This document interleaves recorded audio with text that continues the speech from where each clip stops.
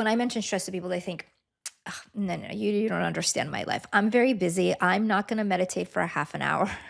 I don't need you to meditate for a half hour. Hear me out here, right? Welcome to the Dutch Podcast, where we dive deep into the science of hormones, wellness, and personalized healthcare. I'm Dr. Jaclyn Smeaton, Chief Medical Officer at Dutch. Join us every Tuesday as we bring you expert insights, cutting-edge research, and practical tips to help you take control of your health from the inside out. Whether you're a healthcare professional or simply looking to optimize your own well-being, we've got you covered. The contents of this podcast are for educational and informational purposes only. This information is not to be interpreted or mistaken for medical advice.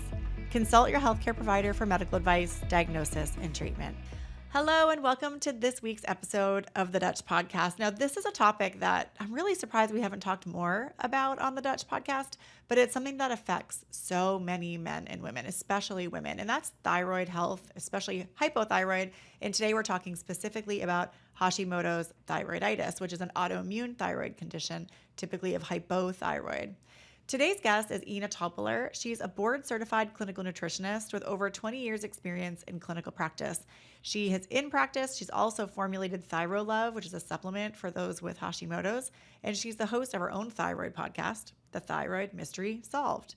She's a health detective, out-of-the-box thinker, and a Hashimoto's rebel herself. And she's very passionate about getting the root cause of hypothyroidism and Hashimoto's.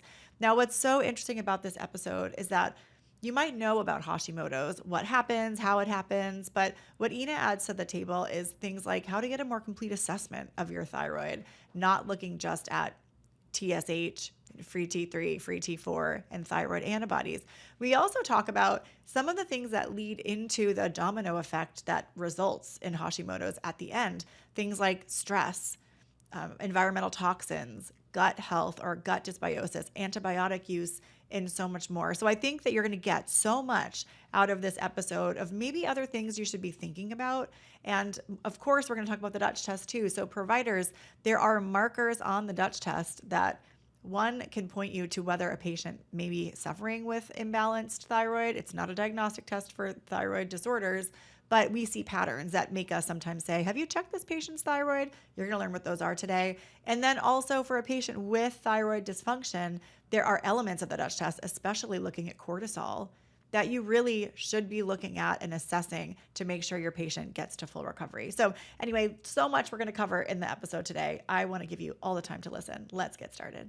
So I want to start with, just some questions about you, because I find it really interesting because you've been a clinical nutritionist for so long.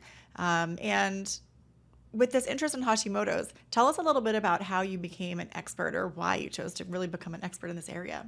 Of course. And I think, like so many providers, it really stemmed from my own health. And I started out as a normal kid, but then as I got to junior high school and high school, I started having a lot of issues. I actually was born in Lithuania and we moved here when I was 10, and they didn't have the best dental care there. So when we moved to America, my parents took me to the first dentist that, they knew. And I got a lot of amalgam fillings, 16 to be exact, just because. Wow. And to be honest, I don't know if I actually had that many cavities. I think this dentist was just unfortunately drill happy. And so it was a lot of that. It was a lot of antibiotics because I constantly had sore throats. When we moved to America, we didn't eat that well because in Lithuania, everything was very natural. But here it was like, oh my gosh, there's potatoes in a box. How cool is that? We don't have to cook. This is back in the 80s, right? And there was just all of these convenience foods that we never had, and it just seemed so wonderful and amazing. Like, why would you ever cook when you have all of this stuff? And so, as you can imagine, when you put all of that together, the mercury fillings, the extra stress, the processed foods, the antibiotics, the nutrient deficiencies that come from a lot of those processed foods, I started to feel really off. And I went to so many different doctors. And for me, I was really tired. But the other big thing that was going on, and this was in high school and college, is I had really bad acne. And as a young girl, that's a big deal. You almost don't care as much about being tired back then because, you're looking at yourself every day and you're like, why do I have all of these breakouts? And so that's really what drove me to start to figure out what's going on, because I went the dermatologist route. I did more antibiotics. I did Accutane. I did all of these things and they helped for just a little bit. And then my skin just broke out again, and it really wasn't helpful long term.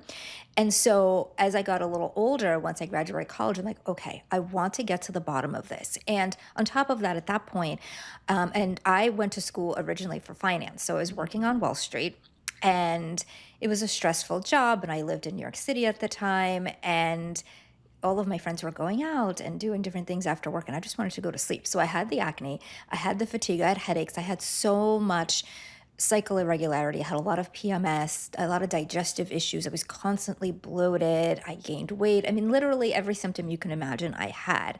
And so I went to my primary, who said there was nothing really wrong with me. They said that I should go see an endocrinologist. I saw a few of those. They told me I need to go see a gastroenterologist, who told me that I'm tired because I need to exercise more and there's nothing wrong with my gut. And what I ate didn't matter at all, by the way, because I mean, why would it, right? Right. And so then I went to a more dermatologist. They gave me more antibiotics, which caused more digestive issues. And there was this back and forth and back and forth. And literally, I was just told that there's nothing wrong with me, and it was in my head. And honestly, at one point, I was starting to believe maybe this really is in my head. They kept telling me that I'm depressed. And I was trying to explain, I promise you, I'm not depressed. I'm just not happy because I don't feel well, but I'm not a depressed person. I'm a really positive, upbeat person. Finally, I think this was like my fifth endocrinologist, and they're like, we know exactly what's wrong with you. You have Hashimoto's. And I was in my early 20s at the time, and I was like, I have Hashi, what? Like, oh, it's an autoimmune disease. And I'm like, oh, great. And I was so excited. And they were looking at me like I had 5 heads. Why are you excited? And I'm like, well, because now we know what it is, right? Because this is this mystery illness. Now we know what it is. Like, what do we do? Let's go. And they're like, well, your thyroid is fine. So there's really nothing to do. We're just going to wait and see. And eventually, when your immune system destroys your thyroid, then and only then will you give you medicine. That medicine is something you'll have to take forever. But until then, we just wait and see. And of course, naturally, I was an inquisitive person. So I said, well, is there something I should be eating more or less of? And this is before I had my training in nutrition, but just thinking logically, like, what could we do to prevent it from destroying my thyroid? Like, can I change something? Can I take something? Can I take medicine now? I even said, wasn't against medicine. Like, no, nothing. You just do nothing. And, even though I didn't understand all of the nutrition and the functional medicine then, I knew that this didn't make any sense. And that's really what I set out to figure out. And I finally found a clinical nutritionist who was also a naturopathic doctor. And he showed me so many things. We did lots of tests, many more in-depth tests than just the typical blood test. We did a touch test. We did a stool test. We did an organic acid, a hair test, like way more in-depth blood panels. And oh goodness, did I have stuff? And my thyroid, interestingly, was not optimal. It wasn't hypo in sort of the medical sense. My TSH was below 5. However, it was 3.7, which is still on the upper end. Yeah. My T3 was low, but no one's ever tested that. My antibodies were through the roof. I had parasites. I had really bad candida. I had copper toxicity. My cortisol I had that typical reverse cortisol curve where it was high at night. It was low in the morning. I had hormonal imbalances. There was probably more. There were so many things, but that actually really did get me excited because he walked me through exactly what we do about it. And it wasn't overnight. It took a while because we had to cleanse out the candida, balance out the metals. Oh, and I don't think I mentioned I also had mercury, a lot of mercury. I'd imagine. Copper and mercury. Yeah. And it took some time, but as I started to make changes, I started to feel better and better. My skin cleared up, my energy got better. And then we started to really optimize my thyroid and really look at the underlying reasons for the autoimmunity. And there's so many different triggers when it comes to Hashimoto's and other autoimmune diseases. And it was really exciting because I started to feel better. And I went back to school and I started my practice very part-time at first. I was still working at Merrill Lynch in the beginning, and then I transitioned over. And gosh, it's been almost 22 years now that I've been doing this. Well, I'm glad you did. And I really appreciate you sharing your story so openly because there's just so many pieces of it that are so relatable. I mean, I think about, maybe this is a nice place to start. There is so much interconnectivity in this domino effect of health. And when you talk about, well, first it was this, then it was high stress, then it was this, then it was this, then it was antibiotics. And, and it's like this domino effect in health that I think everyone innately, I mean, if people listening to this podcast, absolutely, because that's why they're here, you feel it in your bones. It's like there is something else going on. All the acne and the digestive problems and all the stuff, it's not disconnected. And I think that's a challenge of our medical system today where people are trained to look at and treat one thing. And I think that's the value that all of the functional providers and just the whole medical paradigm is bringing, which is that these things are actually connected by similar root causes. And your story is just such a powerful example of that. I'm so glad you're better now, and it's just really amazing. When you said something like, "Oh, when you told me all these things was wrong, it made me so happy." I mean, you have to laugh at that because it takes a sick kind of person to feel that way, but Yes. but not at all, because it's opening this door to like a healthful future that feels like it's attainable now because somebody finally is getting it. Yeah, absolutely. I mean, I think back to if I did not go this route now at almost 47, where would I be? I mean, Yeah. I was getting diagnoses then at like fibromyalgia and all this stuff, and there's no cure, and there's this and that. And it's really sad that there's so many people that go down that route and then don't get the Mm. help that they need. But it's so amazing for podcasts like this for people to be able to see all of the things that they can do. Yeah, and it's story after story. I mean, if you're willing to commit to lifestyle change, the story you shared doesn't have to be the unique example. It can be the common experience of, having this very complicated health journey and then finding a path that leads you to recovery and optimization of health, which is ultimately what we're all looking for, right? Yeah. Especially right now, and women in our 40s for sure. Oh, Well, yeah. I That's a want whole to other dive in. podcast. Yeah, and the other piece that I think is really interesting is that you were told you were normal when your TSH was 3.7. And that is something that I think is worth mentioning. Like, my background is predominantly fertility for a clinical practice, and the Endocrine Society kind of rebounded TSH for people trying to conceive, where the upper end is 2.5 versus around 4. Most labs are like 4 or 5. And so it's remarkable to me that we are still considering normal TSH to be really on the higher end, or not considering. We're considering an absolute, like you are fine. Your TSH is 3.7 because the normal is 4, versus thinking about the fact that some people, not just women, may not feel great when their TSH is 3.7 because that's really getting to that point of the high end of normal. What are your thoughts about that?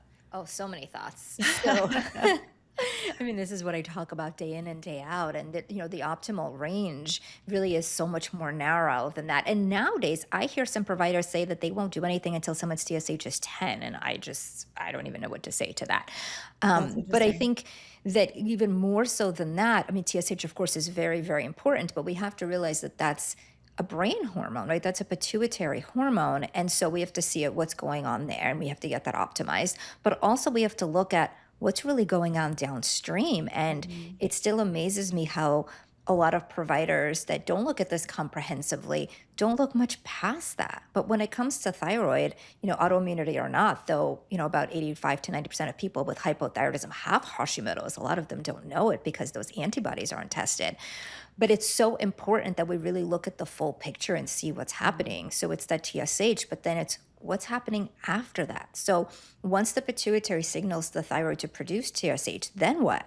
Right? Well, our thyroid is going to produce T4, and then that T4 has to go and convert to T3. And I always tell people, think about it as, hormones are like children. You're not going to let them just roam around on their own. And so hormones need to be chaperoned, and they're usually on proteins. So that's the difference between having total hormones like total T4 and free. Free is what's available to the cells, total is what's bound. And people often say, well, my free hormone is okay, so that's fine, right? But I think we need to go a little bit deeper than that, because it's really important to look at how many total hormones you have in relation to the free, because it can be a little deceiving if someone has a high level of free hormone if you don't look at total. And there's so many panels that say, oh, we'll just look at your TSH, free T4, free T3. It's better than nothing, don't get me wrong. Of course, we need to see that in addition to TSH, but ideally, what I'd like to do is I like to look at TSH, but also the total T4, total T3, free T4, and free T3, as well as the reverse T3 and T3 uptake. And then, of course, the antibodies. Because once your thyroid produces T4, and typically That's the predominant hormone that's produced. Mhm. T4, it's about, 93, 94% of all the thyroid hormone is T4. And people always ask me, but wait a minute, I heard that T3 is the active hormone. So why would your thyroid produce mostly T4? But, everything in the body is done for a reason. Our bodies are so smart. And so, because we need thyroid hormone literally from our head to our toe, if we produce the T3, which is that active hormone right here in our thyroid, we wouldn't have enough to go around to the rest of the body. And so the body produces T4, and then that T4 has to go to other places in the body, like the liver and the gut, and then it converts to T3. And then from there, the T3 and the T4, right, together, they have to go back to the cells to be properly utilized. And people also don't realize that because hormones can't travel on their own, I always say like they kind of go on a bus or on a car, right? And then they We have like travel an to the Uber system. We have an yeah, Uber system. Yep. exactly. Exactly. And then they go to the liver and the gut, they convert. And then from there, right, they got to Uber back to the cell. And then ideally, that Uber is going to stop at the cell because one of the things I talk a lot Mhm. about is thyroid typing and how people have different thyroid types. And one of the types is that you can have enough thyroid hormone, but if that Uber drives right by the cell and doesn't let the hormones off, well, then you have enough hormones, but they're actually not available to your cells. And there's so many different caveats with that. And so ideally, the cells then, excuse me, the hormones have to come off the Uber, right? Or off the bus. And then they have to knock on the door of the cell, which is the receptor, and say, hey, do you want us? And then cells say yes, and they have to absorb in. So it's not just how much TSH we have and how much T4 we're producing, but it's how we're converting, how we're shuttling those hormones around. And then on top of that, how those hormones are actually getting into the cell, which is this whole other Mhm. part. And it's really important for when we look at those labs that they're not just in the labs range, they're in the optimal range. I'm so glad we're having this conversation. And we haven't talked this much about thyroid on the podcast. So I want to make sure we really get the time to break it down. But one thing that I'm really resonating with what you're saying is something that we talk about all the time. And this is where I think the Dutch test adds so much value. And we don't look at thyroid. So let's just be clear on that. We look at, HPA axis and adrenal hormones. We look at reproductive hormones. However, the story is so similar where when we look at hormones in blood, you're looking at a marker of what's available to the cell. And when you're talking about TSH, like you're right, you're not even looking at thyroid hormones. You're looking at the brain's signal to tell the thyroid to make hormones. So you're even one step removed. It's like you're not looking at like the Lego structure your kid built. You're looking at what the parent is telling the child to do and how much Legos to build. So the interesting thing is that that is not the end of the story because your cell has to use the hormone properly in order for you to have health and have the outcome you want. I love your analogy of like it has to get off the bus. It has to go into the building, to do its work because I think people get this and actually I think it's easier to understand now that we talk so much about type 2 diabetes because we talk about insulin resistance. And insulin resistance is a cell disease, right? Yes. It's a problem at the cell. It's not a problem making insulin. The pancreas is making usually way too much. It's a problem at the cell. It's like the house, the door won't open. You can't open, it's stuck. Mhm. And so I think when we think about health, I always like to try to bring it up. And I think that you very naturally did this. Like it's the same with reproductive hormones, it's the same Mhm. with adrenal hormones, it's the same with our glucose and our metabolic hormones, where you actually need the full system to work. You need the glands to make it, but you need the cells to use it. And I think more Yes. and more dysfunction is happening at a cellular level, but we don't have a name for it. We don't have a way to test for it, but we see the output of it, which is you test the hormones and they look fine, but the patient doesn't feel fine. And so that's probably where that disconnect is happening. 100%. Yeah. So can you talk to us a little bit more about like what are we doing? What are most doctors doing with lab testing right now when it comes to thyroid? And why is it so important to look at this more broadly? So typically, what I see, and I see this day in and day out, people are coming in and they have a TSH and they have usually a T4, mostly free T4, sometimes total T4, and that's it. And so they are either told that, yes, you have hypothyroidism because your TSH is high and your T4 is low. So here's some levothyroxine, here's some Synthroid, here's some maybe even Armor if someone's a little bit more progressive. And typically it's like, I'll see you in 6 months. Mm. And people may feel a little better. They usually don't feel 100% better. and some people don't feel better at all. But what they're missing, I mean, there's so many different elements, but just with thyroid specifically, right? Most people don't know what they're converting into T3 because T3 is not tested. And Mhm. even if it is tested, the ranges for T, I mean, all the ranges are really wide, but T3 in a typical lab for total T3, usually the range is 76 to 180. But optimally, I love for total T3 to be between about 100 and 150, with 125 being that sweet spot. And free T3, the range is 2.2 to 4.3 usually. But if you're at 2.2 or even 2.3, that's you're not going to feel that great. So ideally 3.0 to 4.0 is where I'd like to see it, Mhm. and together with total, because again, if someone has a total T3 of say 77, which is like, ooh, we're in range, right? The range is 76. They have a total T3 of 77, and then they may have a free T3 of 3.4. Someone may look at it and say, well, your total is low, but that's okay because your free is good. That's all that matters. But Mhm. this is where it's really deceiving, because this pattern is showing us the exact thing that you were saying. It's that cellular, it's almost like that cell danger response, right?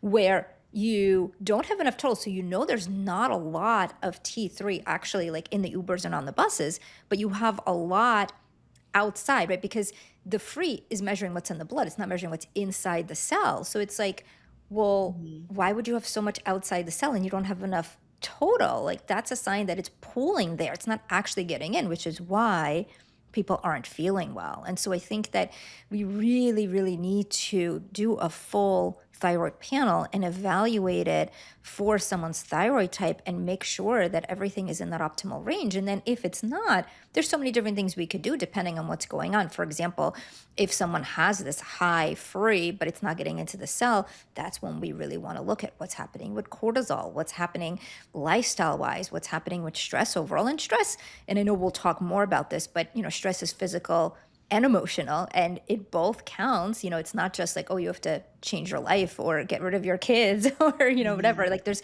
so many other things that we can do without overhauling our life to change that stress response. And then Definitely. oh, Go ahead, sorry. finish up. Sorry. No, I was just going to say the second thing also with just going back to thyroid labs is really assessing what's going on with the immune system. I Mhm. can't tell you how many people come to me and say, oh, yeah, I have Hashimoto's. And when I ask them when they were diagnosed, they'd say, well, I was diagnosed with hypothyroidism 20 years ago, but with Hashimoto's 2 years ago. It's so common because they Mhm. look at TSH, they get the hypo diagnosis, and then those are the people that they're not getting help from their conventional provider. So they start digging deeper, they start reading, they start researching, they, maybe see a more functional provider, they test their antibodies, they see their antibodies are high, right? That's the reason, most likely, why they have hypothyroidism in the first place, but yet that was never supported. And obviously, there's no quote unquote cure for autoimmunity, but it's not about that. It's about how do we calm the immune system, right? And how do we bring that to remission? Because we can do that. And I think so many people don't realize that they can. They're told kind of like what I was told 20 something years ago. Well, there's nothing you can do. So, oh well. Yeah, oh well, just live with it, Yeah. just take this medication the rest of your life and live with it. And yeah, I mean, I think I'm really glad that you're bringing up all these kind of complicating or intertwining factors. They are really important. I want to talk more about stress. It's interesting because you talked about really the role that stress played in your life at the onset of all of this happening for you. And when I think about it with stress, it's not just working it on Wall Street. It could have also been mercury and amalgam fillings. And I want to just start there because there's physical stressors and emotional stressors trigger the same biology within us. And actually, even perceived imagined stressors. Hmm. So it doesn't even have to be real. Like if you're someone who's got anxiety and you have anticipatory anxiety about an upcoming event, that is experienced biologically the same way that that event would. So it's really important to think about that when we look broadly. But can you talk a little bit more? Because when it comes to thyroid and adrenal hormones, they're really like interactive cousins. Oh, yeah. Sisters, I even say. Oh, yes, Absolutely. brothers. I like that. Like they're even sisters. So tell us more about that interconnectivity and why stress is such an important thing to get under control when you're dealing with a thyroid problem. Stress is so important for thyroid and especially Hashimoto's because it's an autoimmune condition, because stress is one of the biggest triggers on our immune system. And when our cortisol is off, and it doesn't mean always high, right? But just high at the times it's not supposed to be high, low at the times it's not supposed to be low.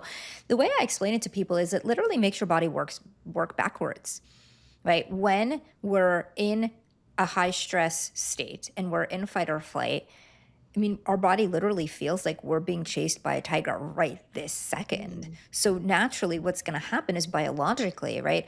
Our blood is actually going to thicken because in case that tiger bites us, we won't bleed out, right? It's just like a biological thing. We actually become more acidic because again, if the tiger bites us, we won't taste so good then. Most things are going to go on the back burner, like fertility, immune balance, digestion, right? Because it's all about like fight or flee. And Mm. so our body literally just cannot do anything that it's supposed to do because it's just trying to survive. And there's such a connection between what happens with our cortisol level and our TSH, but also how we convert T4 to T3 because cortisol is going to offset that when it's off. And there's another marker called reverse T3. We didn't talk about it, but reverse T3 is almost like an overflow valve. So when you convert T4 to T3, you convert a little bit of T4 to reverse T3, and this just helps it so that in case you have too much T3, because T3 is so active, it prevents you from, in an ideal way, kind of getting too much T3. So there's that Mm. like little backflow that goes to reverse. And everyone's going to have some reverse T3, but too much reverse T3 is going to directly affect the actual T3 that you have because the reverse T3 is going to block the receptor where the T3 can come and get in to actually be used in your cell. And there is such a big relationship between cortisol being dysregulated and reverse T3. When we see high cortisol, and a lot of times inflammation goes along with this as well, we'll actually see higher reverse T3. And it's so interesting about those cases, those are the people that may actually have normal labs. Their TSH is okay. If you test, their T4 is okay. Their T3 might be totally fine, but then their reverse T3 is off the chart. And so even though they have normal T3, their body can't use it. So I So want to just make sure I'm understanding that, like just slow you down a little bit. So the sure. reverse T3 will actually block the impact of thyroid hormone at the cell site. Is that right? The T3 specifically. Yeah, not So T4, it but blocks the T3. activity of T3. So what you're saying is that you could actually have a normal amount of TSH and free T3, but then at the cellular site, reverse T3 takes up those receptor sites in a Exactly. way that the real hormone isn't allowed to work. And you may not even pick up on that. You have no idea if you don't test reverse T3 because you Interesting. think everything is fine. Yeah. Interesting. Now, Yeah. I know that stress reduction techniques have also been shown to lower thyroid antibody levels. Do you know more about, can you tell us about the relationship between that and like why is that effective? Yes. So when we look at antibodies, antibodies are just a way that we know that the immune system is attacking the thyroid. And what I tell people about antibodies is that you can't really compare you to someone else because it's how your own immune system responds to the antibody. So if someone's, let's say, thyroid peroxidase antibodies is 100 and someone else's is maybe 500, it doesn't mean that the person who's 500 is going to feel worse. It's actually possible the person with 100 could feel worse because it depends on their own system. So you always want to compare you to you. But with that, there is absolutely so much that you could do to help lower that. So when I look at thyroid antibodies, I'm really looking at that immune confusion because that's essentially what it shows, right? The immune system is confused for various reasons and is attacking your own thyroid. And so usually there's different triggering things that create that confusion. And there's so many different triggers. We could every person, there could be hundreds of different triggers, but I like to put them in buckets. So if we look at the buckets, there's typically 4 of them. Stress is one, Okay. infections is another, toxins is another, and then the different foods that we can potentially be sensitive to is another. So that's the 4 triggers. And what's interesting about stress is that stress is its own trigger, and because the other 3 buckets are more physical types of things, they act as physical stress. So stress is really in all of those buckets. And that's why it plays such a big role, because once we lower the stress, the immune system can actually start to breathe again. I explain it in a way where, you know how if a soldier goes to war And I mean, gosh, I mean, I can't even imagine what happens, right? And what they go through. And then a Mhm. lot of times they come back with PTSD and their system is very hyper vigilant. And so, they may be sleeping and all of a sudden they hear a loud noise and they get up and they're, oh my gosh, what's going on? Right. And it might have just been like, I don't know, something falling out, like a tree falling outside, right? And it's this hyper vigilant state. And so it's a similar situation with the immune system. It's this like, let me shoot first and ask later. And when there are these different triggers, right? So whether it's emotional stress or it's the physical stress of eating, let's say gluten that someone may be sensitive to and doesn't know it, right? That's a physical stress because the body has to deal with this food that almost is seen as a toxin. Or maybe they have chronic EBV, or maybe they have mercury or copper or mold. These are things that the body is burdened by, right? So the immune system is just, it gets so tired of trying to deal with it. And especially with infections, a lot of them are on the surface, right? So someone's not maybe acutely ill from EBV. It's not an acute thing, but it's more chronic. And so the immune system Mhm. is constantly trying to like get it, or candida even, or things like that. It's trying to like get it and get it and get it. And it can, and it gets tired. And then it's kind of like this PTSD that it gets after just continuously fighting, where it's like tired. And on top of that, it's like anything it sees, oh, you're bad, let me shoot you, you're bad, let me shoot you. And then, it creates this immune confusion. Yeah, we get this dysregulation, and it's interesting that you bring up the experience of a soldier, because we do know that like traumatic events really modify immune function. They modify thyroid function, HPA axis function, and so it's a very real. Not only is it an analogy, but it's actually a really good experience of or example of how trauma can impact all of these systems and contribute to all of this chronic disease as well. We'll be right back with more.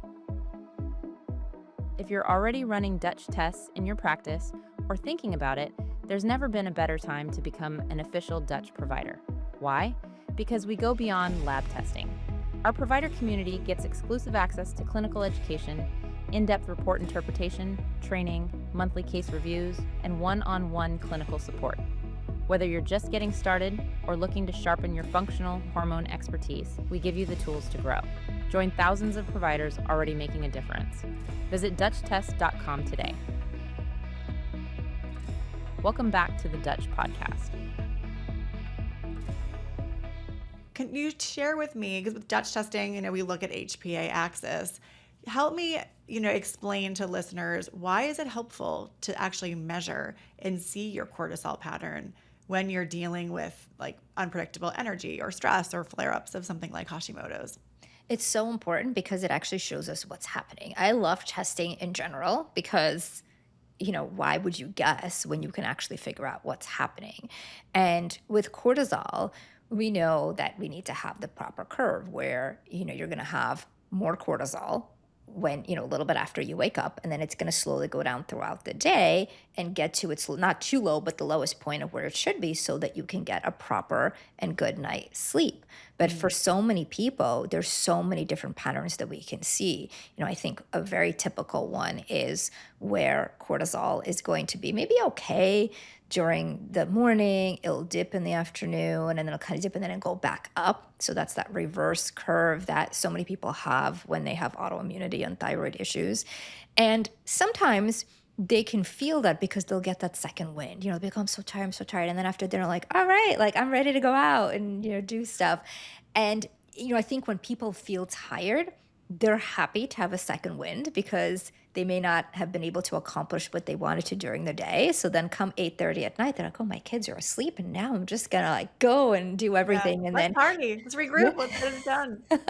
exactly. And while it may seem like a positive thing, it's backwards, right? That's not how the body, during those times when we should be resting, that's when the janitor comes. That's that liver time. That's when we should be detoxifying and resting and rejuvenating. But, if you're working, or sometimes you're eating during that time and, doing things that aren't restful, that janitor can't get there to clean out your liver and to do all of the other things. And it's really important to know this. And sometimes people notice the second wind. Sometimes they don't realize it's a second wind. You're like, oh, I have good energy. They don't realize they're like low during the day and then high there. So without seeing it on a test, they wouldn't know. And there's such specific things that we can do. I mean, obviously, it's all of the different lifestyle factors, but also there's specific supplements we can use. There's ways that we can support that high nighttime cortisol. But if we don't test and we don't know, then Mhm. we can't support it.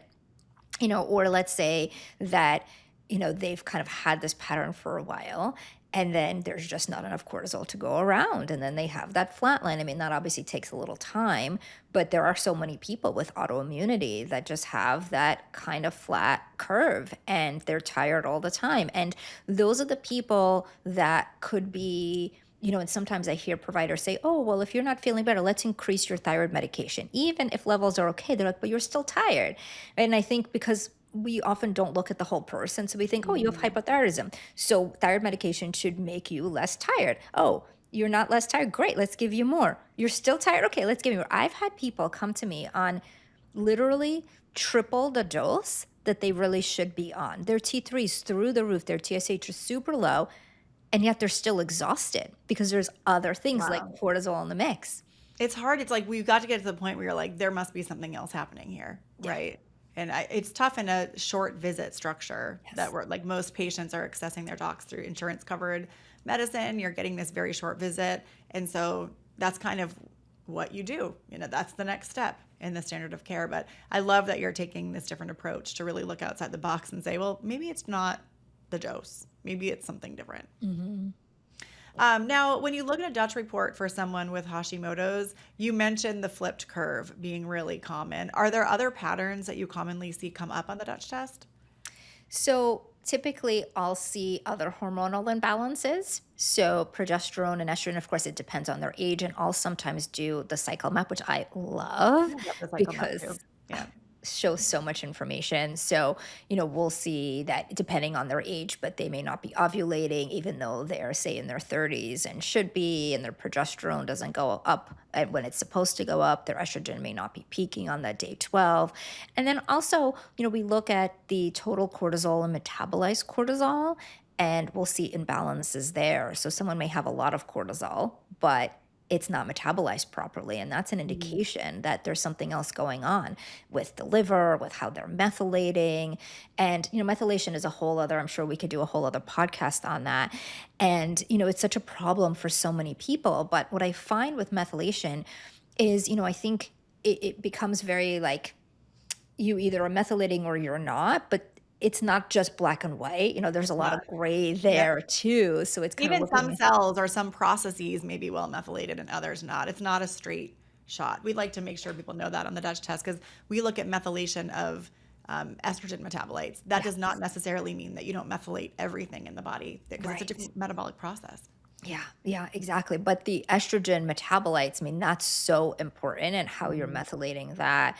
And, it's interesting. I look back at some cases that I've had when I first started my practice. And, I run a Dutch on so many people, like pretty much most people. And I remember, I mean, this is before I really got into kind of looking at everything. I was doing like gut health and like just thyroid health. And, I've seen people who weren't detoxifying and metabolizing their estrogen properly. And, they were seeing other providers and we would run the test and I would say, okay, well, make sure that you let this provider know that this is what we found, because I kind of wanted to, now I do a little bit of Yeah. everything, but before I kind of like to stay in my lane. But, if we run the test, I'm like, please let them know this. And, later on, like years down the line, I'd hear from them and they would say, oh, I had breast cancer or, something else happened. They're okay. Like all of them that I've Mhm. talked to are okay. But it's like we've seen these signs, and we've kind of said like we need to look at that and address that. So it really gives us so much information. I'm glad you also brought up the free versus metabolized cortisol because we're one of the only tests that looks at both. You have to look at urine in order to catch metabolized cortisol. So I think this is one of the biggest areas where a Dutch test is different from like an adrenal salivary panel. So when you're measuring cortisol, cortisol is best measured in saliva. That's the gold standard from a research conventional point of view is even.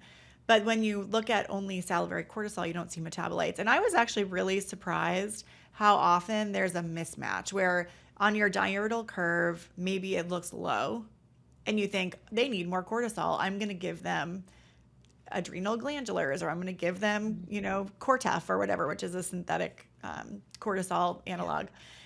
medication. And then you look at metabolized cortisol and it's through the roof. And you're like, oh, this is not a problem making cortisol. It's a problem where they're really blowing through it and they're not able to kind of keep it. So there's this mismatch.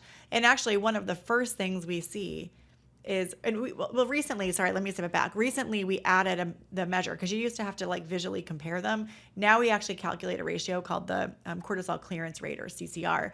And you can see it on a slider bar. When this cortisol clearance rate is very slow, that one of the most classic signs is hypothyroidism, Yes. Or the causes for that. So we like to point that out to providers. We don't diagnose thyroid disease on the Dutch test. We don't assess it, but it's kind of one of those downstream things that changes when people are hypothyroid. And sometimes it's a great way to check, does the patient have enough on a cellular level? Yes. Because cortisol comes in to rescue, and so that changes the impact of how it's metabolized when there's not enough thyroid hormone around, because thyroid affects cellular metabolism everywhere. Yeah, it affects it everywhere. Exactly. And when thyroid is slow, I mean, everything slows down. Can you give it as an example of maybe how, in one of your patient cases, looking at cortisol with the Dutch test really helped a Hashimoto's client kind of shift their symptoms or make some meaningful progress? Yeah, so many. Well, I think from a cortisol perspective, I would say the biggest thing is really having that high cortisol at night. And some people realize they get that extra energy, but a lot of people don't. Or it could also be for some people where their energy is just so low that sometimes in the evening they get that little bit and they just don't feel so bad, but it's not like they have extra energy. It's just better than it was during the day. And when we look at that, then we know, okay, we need to, I look at T3, the reverse T3 anyway, but this kind of gives us even more, because with reverse T3, the labs range is 24 or less is normal. That's really high. I usually do about 17, but sometimes I'll have someone, there was a case where she was at 15 and I'm like, okay, well, it's not that high. But then she also had the high cortisol in the evening. And so when you put those two together, and then on top of that, like she, didn't seem like she had a stressful life. When you talk to people, they're like, oh, I'm not working and I stay home and like I do this and I entertain. Like it seemed like, she didn't have some crazy stressful job. She didn't have like children with special needs. She didn't have, some of the things that you may hear about. And yet, when you see that cortisol, it just, I think, prompts for more questions. Okay, well, you say that you're not stressed, but let's look more into it. Like, what else is going on? Because a lot of times, like you mentioned, right, past trauma, we don't think about it, but it's still running in the background, right? Or anxiety about potential events, right? Like, we're like, well, I'm not stressed, but yet I'm nervous about this meeting that I have to present at. Or it could be something great, like your upcoming wedding. Like it doesn't always have to be a bad stressor. So yes, let's just keep that in mind too. Maybe it's like you're really excited for a hot date coming up or something like that. right, exactly. So I think, and I've had several cases where, their labs were not too bad, but yet, we knew there's autoimmunity, we knew there's a lot of inflammation happening, but then seeing that cortisol is really helpful to, okay, we need to really look there more and look at that connection and really support that.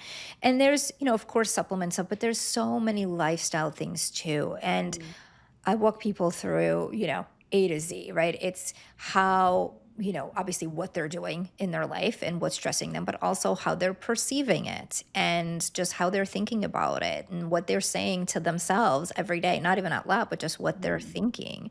And, there's also so many different things that we can do that don't take a lot of time, because I think when I mention stress to people, they think, no, you don't understand my life. I'm very busy. I'm not going to meditate for a half an hour. I don't need you to meditate for a half hour. Hear me out here, right? Taking a few deep breaths, like reframing things, rephrasing things, doing certain affirmations, just trying to go about your day in a slightly different way without completely overhauling everything. So there's so many things that people can do to support that. It doesn't have to be hard. Let's talk about that, because I think that stress management is one of the areas of medicine we are the worst at collectively. Yes. Even in functional and integrative health. And I think that's because we are all like busy entrepreneurs and it's really hard for us too. So don't feel bad. I mean, it's like we don't want to be inauthentic, push our patients to do something that we're not willing to commit to ourselves. And it can be really hard. So can you share, you talked about like it might just be a reframe. What are the solid tools and tips that you have people get started with for stress management when they're just like, yeah, I just couldn't fit that in? Yeah. You don't need to become like a Buddhist monk. Yes, exactly. So, I mean, the first thing is like, let's just move our body, right? I always tell people, like, if you feel stuck, right? Like you have a decision that you're really stressed about that you can't make, or you're just feeling like you're like grinding and like and that feeling of like, oh, right? Like, let's just move. Now, does it mean you have to go to the gym? No. Sometimes doing too much exercise can actually create more cortisol and more stress. So, but it's like, how can we move, right? Like, even like, can you take a walk around your block every couple of hours, just so that like you get your body in motion? And, I also have people look at what they're doing first thing in the morning, and depends on stage of life. Like, I know for me, I have little kids. Well, not that little, but there's kind of little, right? They come in and like at 6:45 a.m. And unless I wake up really, really early, I don't get that like extra time in the morning. But people can, I have them. Can you get sunlight in your eyes? I mean, it's so simple, but it makes such a difference. Like, for 5 minutes, if it's cold outside, fine, look out your window. You Yeah. don't have to actually go outside. Like, can you do that? Can you just take a deep breath, and think like what you think about first thing in the morning when you wake up is usually going to be the thought process that's going to kind of carry through your day, right? So it's like, let's pay attention to what are we thinking about when you wake up? And if you need help, right? And if you can't help but when you first wake up, you start thinking about, oh my God, like this, and this, then like we can write out some affirmations and have it. So when you wake up, you look at a piece of paper and just say, I'm going to have a great day, or, something else that's going to be like a place where you want to come from and how you want your day to be. Sometimes it's even just saying like, I'll have people sometimes in the morning go through as if the day is done. So it's like, I'm so excited that I accomplished, XYZ. I'm so excited because I got to spend 30 minutes of quality time with my kids, or I got to do this with my husband. And today I finished a chapter in my book, or whatever it may be, and then you do that in the morning, because then that sets your day up for, hey, I already had a good day. So you don't have to worry about what's going to happen today. I love that. It's different from just the like affirmation of I'm going to have a good day, or I'm going to get that thing done today. It's really, I like that idea of looking back. It's like doing it as if it's already done. Yeah, I love that. Yeah.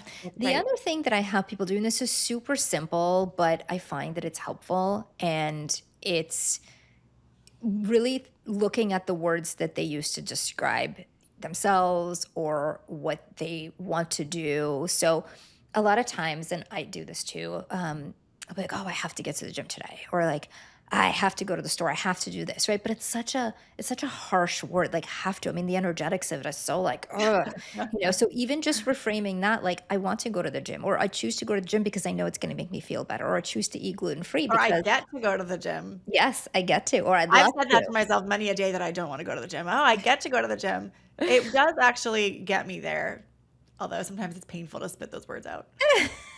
Yeah, but if you do it, it helps. But it's more even like, it's not even just the saying it, right? But it's what happens once you say it, and how your brain understands it, how your body's going to perceive that, and just the energy of the body, like the energy that the body takes on when you actually say those words. So that helps.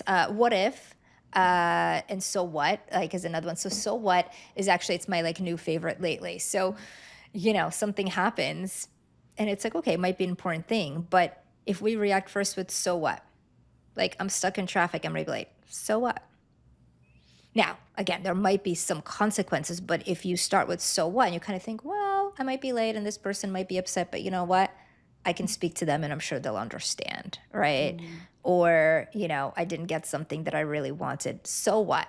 Okay, and you kind of think through, oh, so what? Well, I didn't get it, but maybe it wasn't meant to be for me, or maybe this isn't the best time, or whatever it is, it just kind of makes you think in like a different way and restructure and like rephrase that a little bit. So that's something that I've been using a lot recently, and I that's been like all helpful. those. And you put them into practice and it's additive, right? Yeah. Because I think when we think about, today when I dropped my kids off at school, there was someone, if we live on this like tiny island, so like everybody knows everybody, but I was further enough away, I didn't know who it was, but somebody railed on their horn. Like they were really mad that the car in front of them didn't turn fast enough. And I thought, wow, they must be really stressed to be surrounded by all of your neighbors, because we all walk our kids to school for the most part, except this Mm, driver apparently, who was in such a hurry that they rail. And again, it's like, that's so what? Why would, don't let that bother you. Like, it's just a car who didn't go when they had the opportunity. There'll be another yeah. opportunity. Just wait 30 seconds. Right. Yeah, I love that. That Right. just natural reframe. The other thing that I would throw in there is like, walking. I think people think about stress relief as having to be like meditation or sitting still or doing yoga. But one thing that's really interesting is like EMDR therapy, which is this eye I movement. love it. I don't, the D and the R, what does that stand for? I think Processing and desensitization and reprocessing. resensitization. They Yes. use it for PTSD and trauma. And the way that it's done is through like left to right movement. And it can be with the eyes, which is where that came from, or people do it like tapping on their shoulders, like this, left, right, while they're thinking through something troublesome. And actually, the left to right shifting helps their brain to essentially kind of expand neuroplasticity and rebuild how that situation was processed. But I think that, well, walking, we know walking is left to right, left leg, right leg. And you don't think about it as being a difficult transition. It's not like you're watching a ball move left to right across the screen. But we know that the left to right movement of walking has a similar impact. So I always think about this too for people who have stress, especially stress with ruminating, repetitive, unwanted thoughts. Sometimes if you go for a walk and you think things through on a walk, you come back with a little bit of a different sense of new ideas, a new framework to look at it compared to when you're sitting and thinking about it. So that's another thing that I would just throw out there, because I think it's very easy, and you get nature, you get movement like you talked about, but also the left to right patterning of it. You could probably get the same thing cycling or whatever, but I always find I have a more clear head after I go for a walk. Like if I was, in an argument with my husband or something, I could go for a walk and then come back and feel a little bit ready to readdress it in a new way. But I just Yeah. think that's another really helpful stress reducing I love activity. that so much. Yeah, that bilateral stimulation is amazing, whether that's eyes or tapping or Mhm. walking. I actually, for my daughter, she's 5, and she was waking up with bad dreams. And as someone with Hashimoto's, I mean, of course, I have mine in remission, it's under control. However, there's certain non negotiables that I have, and that's sleep. Like, if I don't sleep, like, forget it. And Mm. of course, food, there's other things, but sleep is like my number one. And so she was waking up with bad dreams coming in. And obviously, I can't be upset at her. But at the same time, I'm like, you need to go back to sleep. Like, I can. And we worked with someone who does EMDR. And what she recommended was before going to bed, just do some tapping on like her shoulders or her knees, and like in this kind of pattern, like tap, tap, tap, and talk about not the dream, but talk about something she's excited about the next day or like a trip that you took. So by basically activating, like doing the bilateral activation while thinking about something positive, it actually helps to kind of get deeper into the subconscious mind. So, and it really, I mean, knock on wood, she's been good. I So love it's that. been really working. I actually do inner child work when I walk. So I'll Mm. like do the inner child. Like I talk to little Ina. I know that sounds kind of weird because it's sort of like you're talking to yourself essentially, but it's really like talking to a younger version of you. But when you do it while you're walking, I find it to be even more powerful than doing it in like a hypnosis or a meditation. Mm. Well, in closing, I want to really pull it back to the Hashimoto's and thyroid. Are there any advancements that are happening in the field that, especially our provider listeners or even patients and clients, should know about in order to kind of stay up to date with cutting edge treatment? Yes, definitely. So there's a couple of things. I mean, I think for providers who are more functional, they understand that it's that immune system balance and it's looking at all of the triggers. But, I think in terms of nutrients, there's some things that, we've been talking about for a while, but it is something that's new to some people that are just getting into the space and to patients as well. And that's how, there's certain nutrients that have been studied for a long time that can help autoimmunity and help lower thyroid antibodies. So things like selenium and inositol, and that's something that there's, a good amount of research on. But then there's things that could be contraindicated, like iodine. And, it's a very confusing topic for people because we're always taught that iodine is good for thyroid and that we need iodine for thyroid hormone production, and if someone's low in iodine then they need to replenish that because it's so important. And while yes, that is or can be helpful for thyroid, when we have Hashimoto specifically, iodine in higher amounts, and when I say higher amounts, I'm not talking about giant milligram dosages like the 50 milligram that sometimes people use, but even several hundred micrograms can actually be contraindicated. And in fact, there's research that shows that if someone is in a flare, meaning their antibodies are really high and they're having a flare where they may have spilling of the hormones, because usually when there's a Hashimoto's flare, we're going to have a hyperthyroid situation for a week or two, and then it goes down. Doing a low iodine diet and not consuming any iodine at all and being really careful with iodine can be helpful. And, I think providers that are in the thyroid space understand this, but I think a lot of other providers may not know, because even though this has been around for a while, I just don't think it's been talked about as much. That's actually partly why in Thyroid, which is the supplement that I have, we don't have iodine, because most thyroid formulas are going to have a good amount of iodine, which isn't good for people with Hashimoto's. I'm really glad you bring up iodine. I'm glad we're talking about that today because it feels like a conversation about thyroid would be incomplete without it. And it's really a very challenging area because you have providers out there who are teaching the application of very high dose iodine. And I think a lot of providers even end up feeling confused because you're getting this conflicting information. And then when your patient says, well, should I take iodine? And if I should take it, should I take high dose, low dose, moderate dose, just the amount in a multivitamin? And it can be really difficult to distinguish. I would just say, if you are just a person listening to this, don't take iodine without consulting with your provider, because it's something that can be really impactful positively or negatively depending upon where you're at. Exactly. Yeah, fabulous.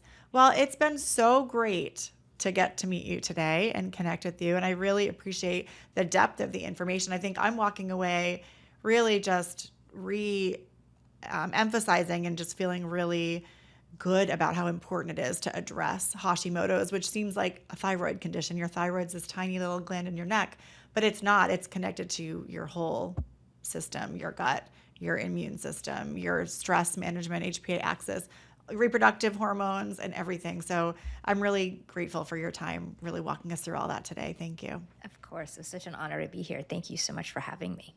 If people want to learn more about your work or get access to your more information, what are their best ways to reach out to you? Absolutely. So I'm very active on Instagram. I'm just at Inna Topiler. And then my websites, which is innatopiler.com, and also thyroidlove.com, which is our iodine-free supplement. Because for people with Hashimoto's, I really want their bodies to essentially love our thyroid again. That's really what it's about.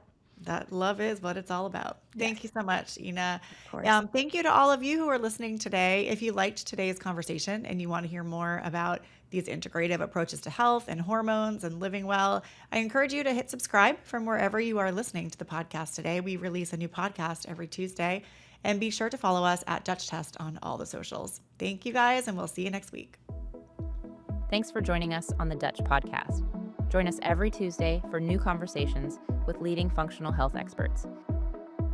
If you like what you've heard, be sure to like, follow, and subscribe wherever you get your podcasts.